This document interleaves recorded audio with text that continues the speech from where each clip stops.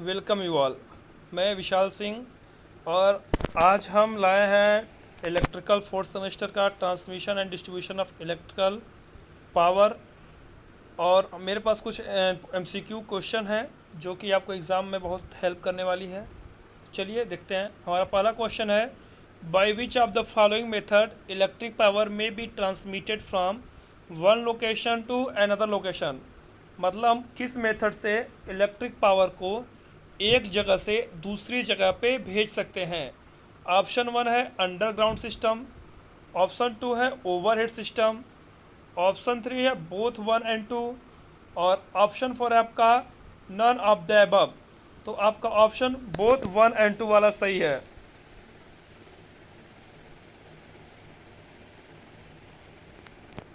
Which of the following transmission है more initial cost.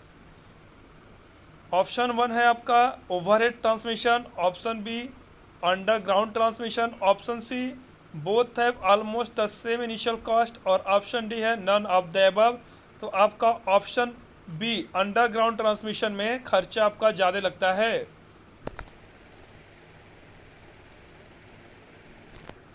Question number third है, name the cable और conductor which connect the distributor to the consumer end. मतलब हमको उस cable या conductor को बताना है जो हमारा डिस्ट्रीब्यूटर से कंज्यूमर टर्मिनल तक कनेक्ट करता है। पहला है हमारा सर्विस मेन, दूसरा है हमारा डिस्ट्रीब्यूटर, तीसरा है हमारा फीडर, और चौथा है हमारा नन ऑफ द अबव। तो इसका सही ऑप्शन होगा आपका सर्विस मेन, ऑप्शन ए। अगला क्वेश्चन है, which of the following material are not use for transmission and distribution of electrical power. मतलब हम कौन सा ऐसा मटेरियल है जिसका हम लोग इलेक्ट्रिकल पावर डिस्ट्रीब्यूशन में यूज नहीं करते हैं। Copper, aluminium, tungsten, steel. तो आपका ऑप्शन टंगस्टन सही होगा, क्योंकि टंगस्टन का जो रेसिस्टेंस होता है वो बहुत ही ज़्यादा होता है। जितना हम लोग इलेक्ट्रिकल क्वांटिटीज़ भेजेंगे आधा तो उसका रेसिस्टेंस ही अपोज कर देगा। The usual span of RCC pole are. जो आरसीसी पोल होता है उसका यूजुअल स्पैन कितना होता है। ऑप्शन ए 40 से 50 मीटर, ऑप्शन बी 60 से 100 मीटर, ऑप्शन डी 200 से 300 मीटर, और ऑप्शन डी है 80 से 150 मीटर। तो आपका ऑप्शन डी जो है 80 टू 150 मीटर सही होगा। Which of the following are constant of the transmission line. Transmission line में कौन सा चीज़ है जो कांस्टेंट रहता है। Inductance, capacitance, resistance, conductance. पांचवा ऑप्शन है ऑल ऑफ द अबव।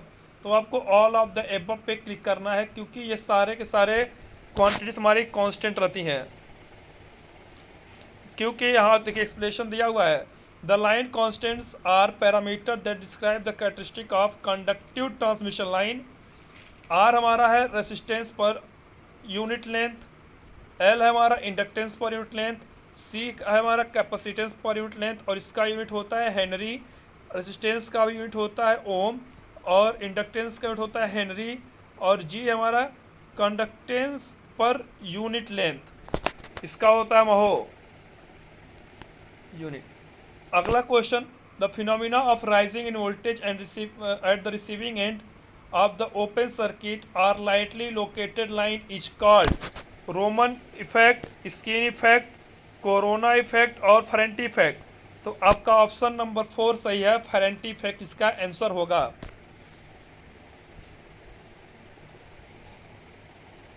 अगला question, low cable tension are meant for use up to. जो लो टेंशन केबल होता है उसका यूज हम लोग कितने केवी तक कर सकते हैं ट्रांसमिशन में। तो सही आंसर है आपका 1 kV। 1 kV तक के लिए हम लोग लो टेंशन केबल का यूज कर सकते हैं। नेक्स्ट क्वेश्चन है आपका, the operating voltage of a high tension cable is up to. जो हमारा हाई टेंशन केबल में जो ऑपरेटिंग वोल्टेज होता है वह कितना होता है। 1 से 11 kV, 11 से 20 kV, 11 से 33 kV या 33 kV से ऊपर। तो option number 2 11 to 20 sorry option number 1 11 to 1 to 11 के भी आपका सही जवाब है।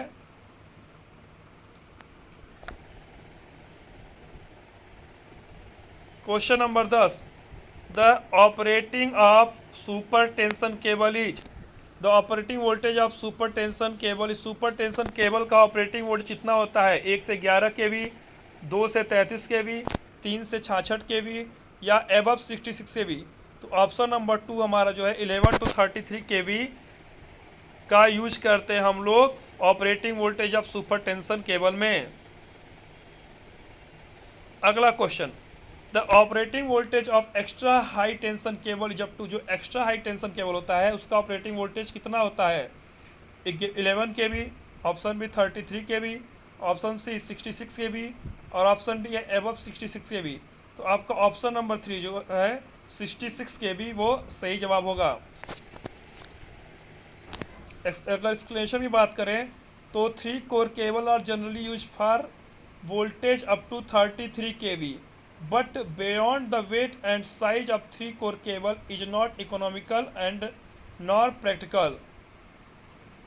और जो हमारा एक्स्ट्रा हाई टेंशन केबल होता है वो दो तरह का होता है, ऑयल फिल केबल होता है और एक गैस प्रेशर केबल होता है।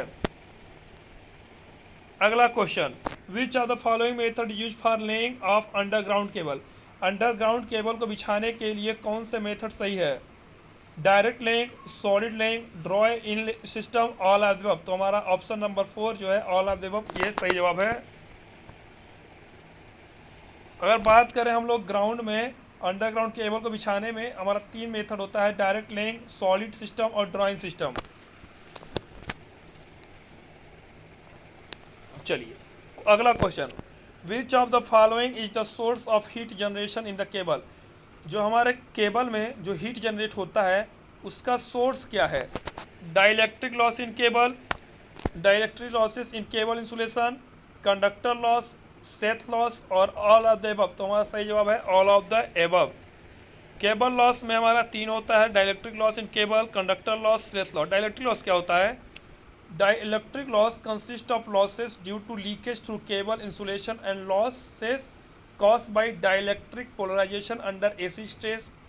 These losses depend upon voltage, frequency and permeability of material। जो हमारा लॉस होता है या वोल्टेज, फ्रीक्वेंसी और मटेरियल किस चीज़ का बना हुआ है उसकी परमिटिविटी भी डिपेंड करता है।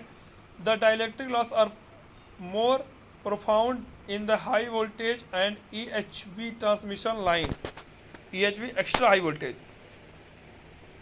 अगला question, due to which of the following reason the cable should not be operated too hot, किस वजह से, इसमें से किस वजह से जो हमारा केबल होता है उसको ज़्यादा गर्म होने पे यूज नहीं करना चाहिए? The oil may lose it viscosity and it may start drawing up from higher level, expansion of the oil may cause the sheath to burst, unequal expansion of create voids in the insulation which will lead to ionization, unequal expansion may create voids in the insulation which will lead to ionization and option D all of the, तुम्हारा option D all of the सही होगा। Next question, beside a method of trial and error which of the following method is employed for the solution of network problem in an interconnected system?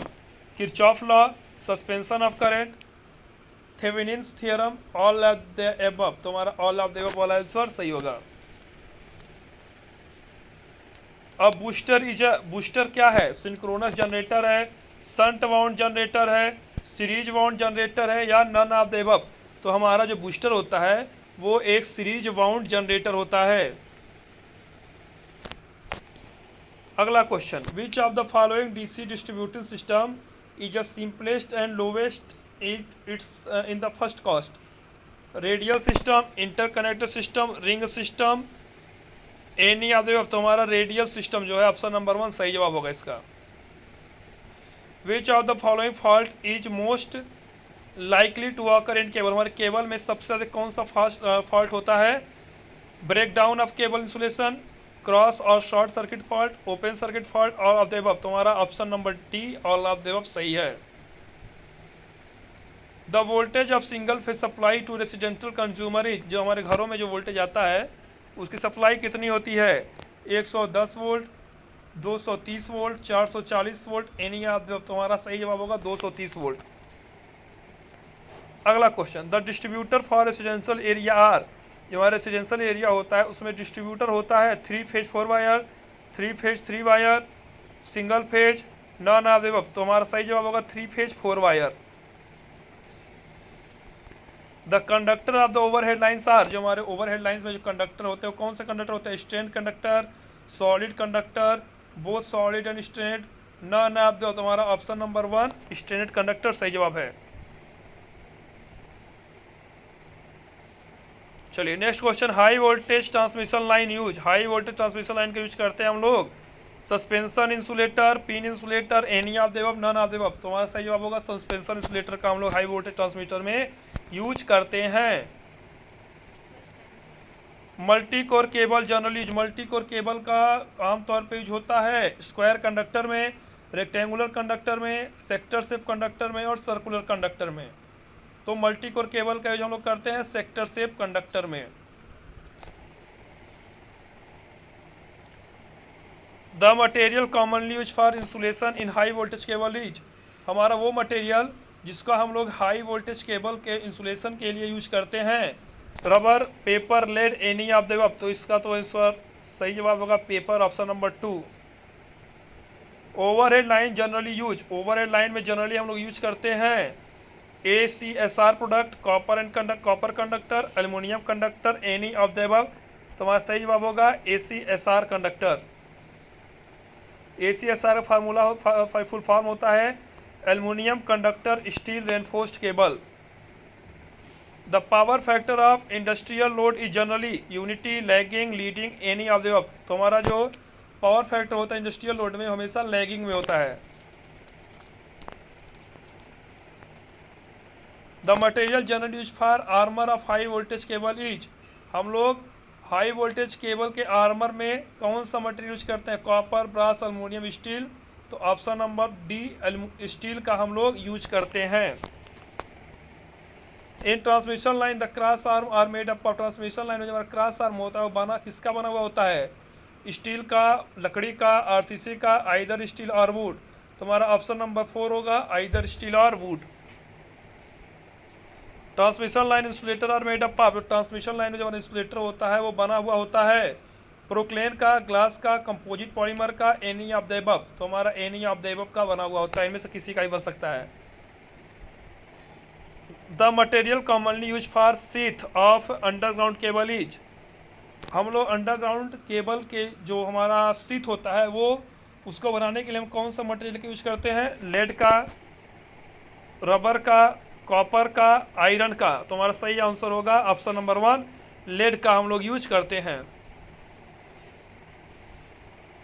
Next question है और ये आज के video का last question, the spacing between phase conductor of a 220 kilovolt line is approximately equal to 2 metre, 3 metre, 6 metre, 10 metre. तो इसका सही जवाब होगा आपका 6 मीटर। आज के लिए इतना ही। अगर आप पावर प्लांट इंजीनियरिंग का वीडियो नहीं देखे हो तो हमारे चैनल पर विजिट करें, और पावर प्लांट का हमने करीब 80 क्वेश्चन अपलोड किया हुआ है जो कि बहुत इंपॉर्टेंट है, और आगे भी हम लोग अपलोड करते रहेंगे। Thank you.